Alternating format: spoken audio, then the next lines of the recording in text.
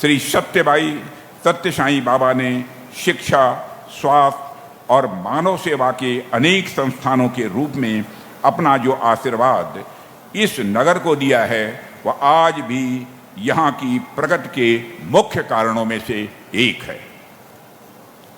సోదరి సోదరులారా, ఈరోజు చాలా ప్రత్యేకమైంది. ఈరోజు ఒక నవశకం ప్రారంభమవుతుంది. ఆంధ్రప్రదేశ్ రాష్ట్ర చరిత్రలో, భారతదేశ రక్షణ రంగ చరిత్రలో ఒక చారిత్రాత్మక అధ్యాయాన్ని లిఖించబోతున్నాం. ఈరోజు ఇక్కడ ఏకకాలంలో అనేక ప్రాజెక్టులకి శంకుస్థాపన కార్యక్రమం జరగబోతుంది. మిత్రులారా, ఈ పుట్టపర్తి అనే పేరు కలిగిన ప్రాంతంలో మనం ఉన్నాం. ఇక్కడ విద్య, సేవ, ఆధ్యాత్మికతో ప్రపంచం అంతా కూడా ప్రసిద్ధిగాంచింది. శ్రీ భగవాన్ సత్యసాయి బాబా యొక్క మానవ సేవ, విద్య, వైద్యం కోసం అనేక సంస్థలు స్థాపించాయి. ఆ రూపంలో ఈ యొక్క ప్రాంతాన్ని ఆశీర్వదించారు. ఇది ఈరోజు ఈ ప్రాంతం యొక్క ప్రగతికి ఒక కారణం. साथियों, मैंने अपने लंबे सार्वजनिक जीवन में अनेक लीडर्स को देखा है, अनेक रिप्रेजेंटेटिव्स के साथ काम करने का अवसर भी मुझे प्राप्त हुआ है, अनेक विजनरी लोगों के साथ काम किया है। लेकिन टेक्नोलॉजी के प्रति जो जुनून, डेवलपमेंट के प्रति जो कमिटमेंट और फ्यूचर को प्रेडिक्ट कर पाने की जो दूरदृष्टि हमें नायडू गारू में है वह बिरले ही देखने को मिलती है। जब बात श्री नायडू गारू की हो तो छोटा सोचना मैं समझता हूँ संभव ही नहीं है। और आंध्र प्रदेश के विकास के लिए जिस कमिटमेंट के साथ इन्होंने काम किया है उसकी सराहना मैं दावे के साथ कहना चाहता हूँ भारत ही नहीं बल्कि इंटरनेशनल फोरम्स पर भी हुई है। మిత్రులారా, నా సుదీర్ఘ ప్రజా సామాజిక జీవితంలో ఎంతో మంది నాయకులు చూశాను, ఎంతో మంది ప్రజాప్రతినిధులతో పనిచేశాను, అత్యంత దార్శనికులైన వారితో కూడా పనిచేశాను. కానీ నాయుడు గారిలో ఉన్న సాంకేతిక పట్ల విపరీతమైన అభివృద్ధి పట్ల నిబద్ధత, భవిష్యత్తును సరిగ్గా అంచనా వేయగలిగే దూరదృష్టి చాలా అరుదుగా కనిపిస్తాయి. నాయుడు గారు ఏదైనా చిన్న విషయం ఆలోచించరు. ఆయన ఆలోచించడం కూడా అసాధ్యం. ఆంధ్రప్రదేశ్ అభివృద్ధి కొరకు చిత్తశుద్ధితో వారు చేస్తున్న కృషి భారతదేశంలోనే కాక అంతర్జాతీయ వేదికలపైన కూడా ప్రశంసలు అందుకున్నాయి. बहनों भाइयों, आप लोगों को मालूम होगा कि नायडू गारू को अनेक अंतर्राष्ट्रीय सम्मान भी प्राप्त हुए हैं। वर्ल्ड इकोनॉमिक फोरम तथा अन्य इंटरनेशनल ऑर्गेनाइजेशंस ने इनकी अचीवमेंट्स को एक्नॉलेज किया है। प्रॉफिट नाम की मैगजीन ने तो 2001 में ही इन्हें 7 वर्किंग वंडर्स में शामिल किया था, जो अपने आप में इनकी क्षमता को दिखाता है। आपका टेम्परामेंट मैं अच्छी तरह जानता हूँ साइंटिफिक है और आईटी और इनोवेशन को लेकर आपका फोकस इनक्रेडिबल है। और यही कारण है कि गूगल जैसी बड़ी और मल्टीनेशनल कंपनी लाखों करोड़ों रुपए के अपने एआई डाटा सेंटर की स्थापना के लिए वह आंध्र प्रदेश को ही चुनती है। और मुझे पूर्ण विश्वास है कि आने वाले समय में नायडू गारू के नेतृत्व में एपी यानी आंध्र प्रदेश एपी यानी एडवांस प्रदेश बनकर उभरेगा। और जिस तरह से एनडीए सरकार आंध्र प्रदेश के विकास के लिए काम कर रही है वह पूरे भारत के लिए रोल मॉडल बनकर सामने आ रहा है। శ్రీ చంద్రబాబు నాయుడు గారు అనేక అంతర్జాతీయ సత్కారాలు లభించాయి. ప్రపంచ ఆర్థిక మండలి మరియు అనేక అంతర్జాతీయ సంస్థలు వారు విజయాల్ని గుర్తించాయి. ఈ మధ్య ప్రాఫిట్ అనే మ్యాగజైన్ 7 పనిచేస్తున్న విచిత్రాల్లో అంటే 7 వర్కింగ్ వండర్స్లో వీరి పేరు కూడా చర్చించబడింది. ఇది ఆయన సామర్థ్యాన్ని తెలియజేస్తుంది. ఆయన దృక్పథం శాస్త్రీయమైనది. ఐటీ మరియు వినూత్న ఆవిష్కరణల విషయంలో వస్తే ఆయన ఫోకస్ అద్వితీయమైంది. ఈ కారణంగానే గూగుల్ వంటి భారీ బహుళజాతీయ సంస్థ లక్షల కోట్ల పెట్టుబడులు ఆంధ్రప్రదేశ్కి ఎంపిక చేసుకున్నాయి. భవిష్యత్తులో నాయుడు గారి నాయకత్వంలో ఏపీ అంటే అడ్వాన్స్ ఆంధ్రప్రదేశ్, ప్రగతిశీల ప్రదేశ్గా రూపుదిద్దుకోబోతుంది. ఆంధ్రప్రదేశ్ అభివృద్ధి కోసం ఎన్డీఏ ప్రభుత్వం పనిచేస్తున్న తీరు యావత్ దేశానికి ఒక విశేషమైన నమూనాగా మారి అందరికీ ముందు నిలుస్తుంది. आज इस फाउंडेशन स्टोन लेइंग सेरेमनी में 4 प्रमुख प्रोजेक्ट प्रारंभ हो रहे हैं. इसके अलावा 8 ड्रोन कंपनियों का एक समूह मिलकर कुरनूल में एक ड्रोन सिटी भी इस्टेब्लिश कर रहा है. कुल मिलाकर आंध्र प्रदेश के विकास की दिशा में आज का दिन एक माइलस्टोन सिद्ध होगा, ऐसा मेरा विश्वास है. ఈరోజు శంకుస్థాపన వేడుకలో 4 ప్రధాన ప్రాజెక్టులు ప్రారంభమవుతున్నాయి. అవే కాకుండా 8 డ్రోన్ కంపెనీల బృందాలు కలిసి కర్నూలులో ఒక డ్రోన్ సిటీని కూడా ప్రారంభిస్తున్నాయి. మొత్తానికి ఆంధ్రప్రదేశ్ అభివృద్ధి పదంలో వెళ్తుంది. ఈరోజు ఒక మైలురాయిగా నిలిచిపోతుందని నా నమ్మకం.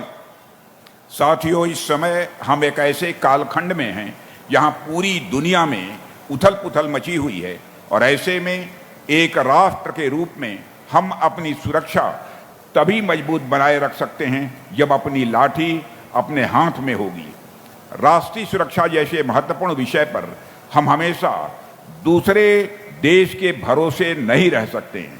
इसलिए आज शुरू हो रहे ये सभी प्रोजेक्ट मैं मानता हूं साधारण नहीं है बल्कि ऐतिहासिक है. మిత్రులారా, ఇవాళ ప్రపంచం అంతా గందరగోళ పరిస్థితిని ఎదుర్కొంటుంది. ఇలాంటి విషమ పరిస్థితుల్లో మనమంతా ఒకే రాష్ట్రం మన సొంత బలంతో ఉంటే మనని శక్తివంతంగా రక్షించుకోగలుగుతాం. జాతీయ భద్రత వంటి ముఖ్య అంశాల్లో మనం ఇప్పటికీ ఇతర దేశాలపై ఆధారపడి ఉన్నాం. అందువల్ల ఈరోజు ప్రారంభమవుతున్న ఈ ప్రాజెక్టులన్నీ చారిత్రాత్మకమైందని చెప్పవచ్చు. यदि मैं यहाँ शुरू हो रहे प्रोजेक्ट्स के बारे में आपसे बात करूं तो आज यहाँ एरोनॉटिकल डेवलपमेंट एजेंसी यानी एडीए के 5th generation advanced medium combat aircraft के लिए कोर इंटीग्रेशन और फ्लाइट टेस्टिंग सेंटर की फाउंडेशन स्टोन रखी गई है.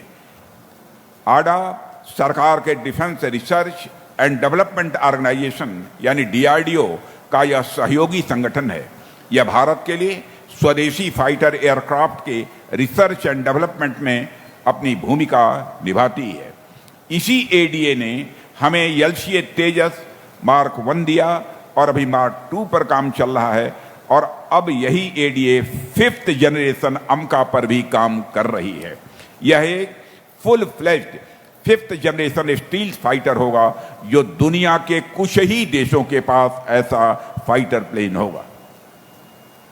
ఇవాళ ఇక్కడ ప్రారంభమవుతున్న ప్రాజెక్టు గురించి చెప్పాలంటే ఇక్కడ ఏరోనాటికల్ డెవలప్మెంట్ ఏజెన్సీ ఇది 5వ తరం ఆధునిక మధ్య తరహా యుద్ధ విమానం కొరకు కోర్ ఇంటిగ్రేషన్ విమాన పరీక్షా కేంద్రంగా పునాది రాయబడింది.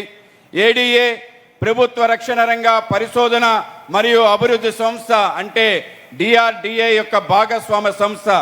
ఇది భారతదేశ స్వదేశీ ఫైటర్ ఎయిర్క్రాఫ్ట్ యొక్క పరిశోధన అభివృద్ధిలో ప్రధాన పాత్ర పోషిస్తుంది. అదే ఏడీఏ ఎల్సీఏ తేజస్ మార్క్ 1 కూడా అందించింది. ఇప్పుడు మార్క్ 2 కూడా అభివృద్ధి చేసే పనిలో ఉంది. ఇది ఒక పూర్తి స్థాయి 5వ తరం షెల్టర్ ఫైట్ అవుతుంది. ఇది ప్రపంచంలో కొద్ది దేశాల వద్ద మాత్రమే ఉంది. साथियों, मुझे बतलाया गया है अमका का कुल प्रोजेक्ट करीब 15,000 करोड़ रुपए का है और इसका एक बहुत इंपॉर्टेंट कंपोनेंट यानी कोर इंटीग्रेशन फैसिलिटी और फ्लाइट टेस्टिंग सेंटर लगभग 2,000 करोड़ रुपए की लागत से यहां आंध्र प्रदेश की धरती पर स्थापित किया जा रहा है.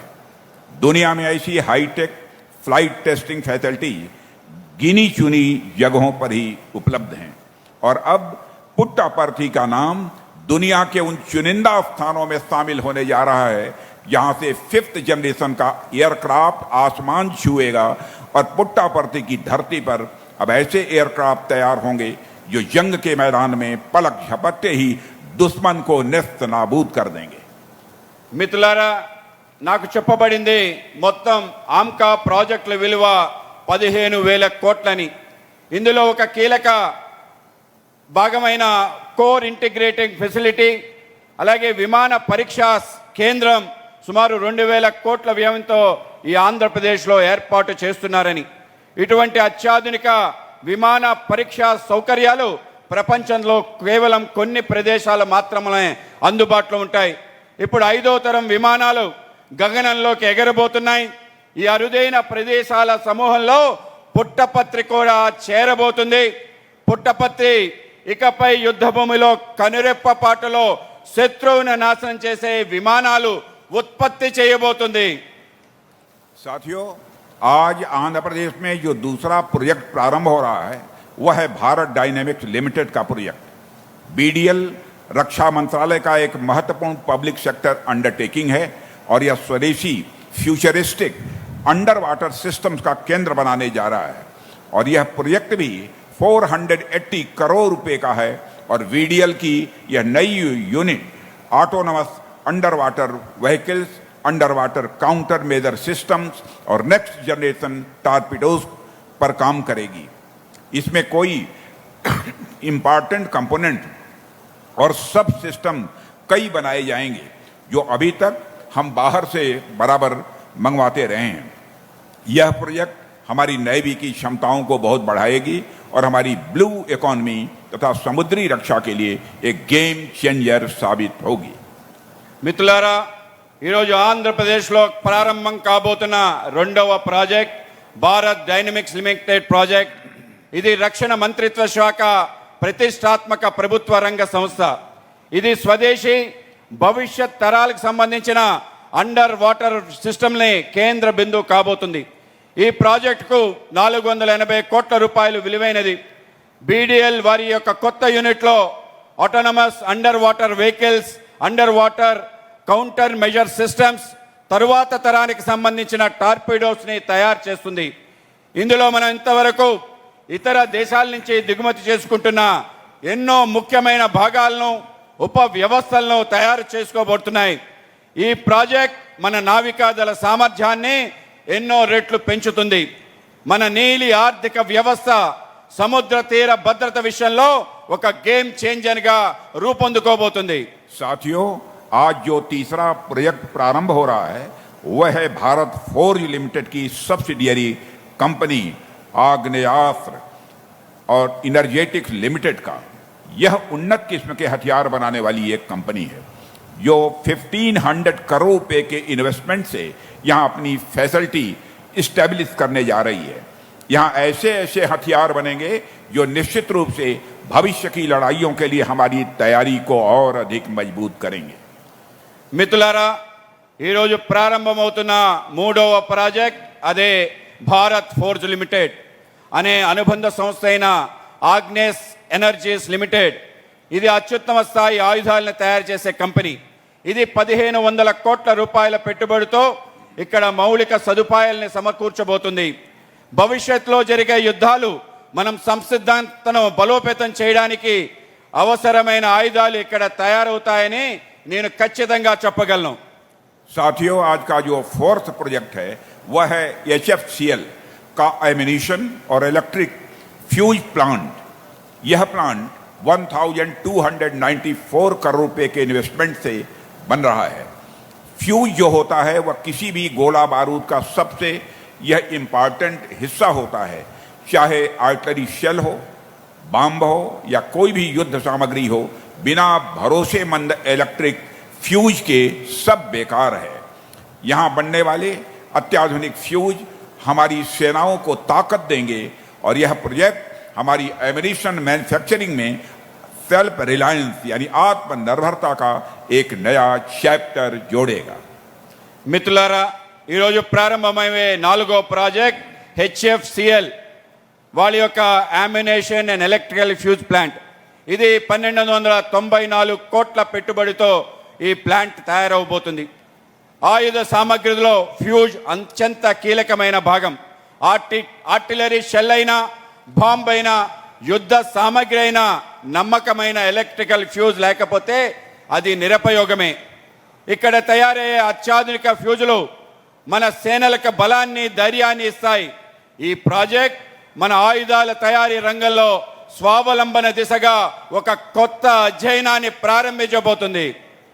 साथियों, इसके अलावा मैं हमारे यंग इंटरप्रेन्योर्स को भी विशेष बधाई देता हूं क्योंकि 8 ड्रोन कंपनियां मिलकर कुरनूल में एक ड्रोन सिटी बना रही हैं।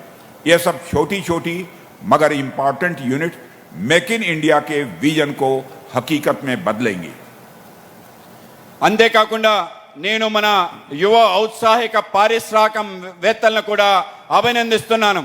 8 డ్రోన్ కంపెనీలు కలిసి కర్నూలులో డ్రోన్ సిటీని నెలకొల్పాలని భావిస్తున్నారు.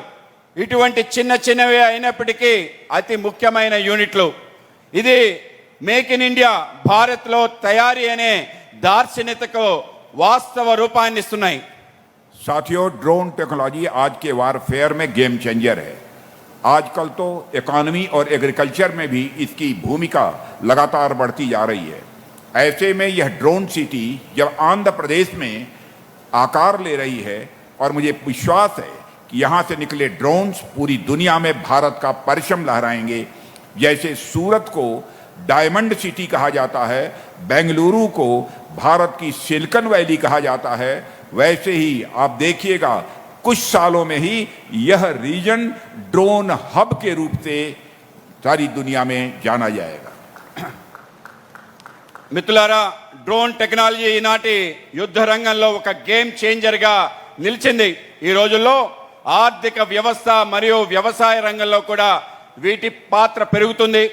ఇటువంటి పరిస్థితుల్లో ఆంధ్రప్రదేశ్లో డ్రోన్ సిటీ రూపొందుకోబోతుంది.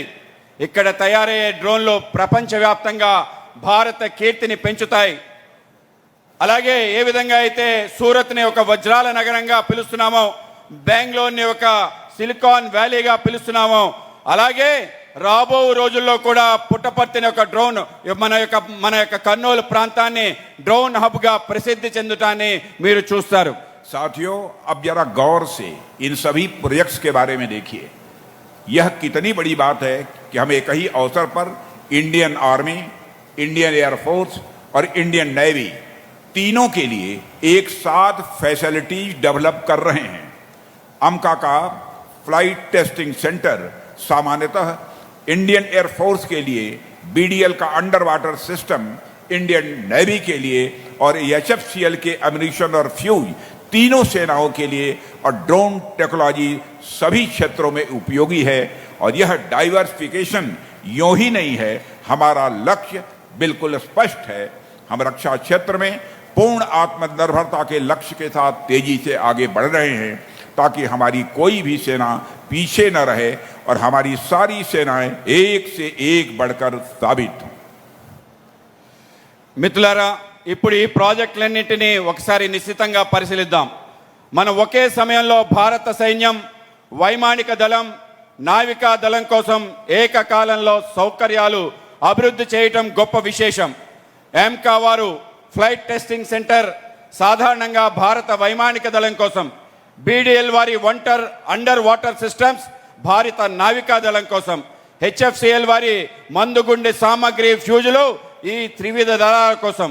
డ్రోన్ టెక్నాలజీ అన్ని రంగాలకి ఉపయోగపడుతుంది. ఈ వైవిధ్యీకరణకు ఒక కారణం ఉంది. మన లక్ష్యం చాలా స్పష్టంగా ఉంది. రక్షణ రంగంలో సంపూర్ణ స్వావలంబన సాధించాలనే లక్ష్యంతో మనం ముందుకు సాగుతున్నాం. తద్వారా మన దళాల్లో ఏది వెనకబడి ఉండకూడదు. మన దళాలన్నీ ఒక దానికి మించి ఇంకొకటి साथियों, ఆ విధంగా నిరూపించుకో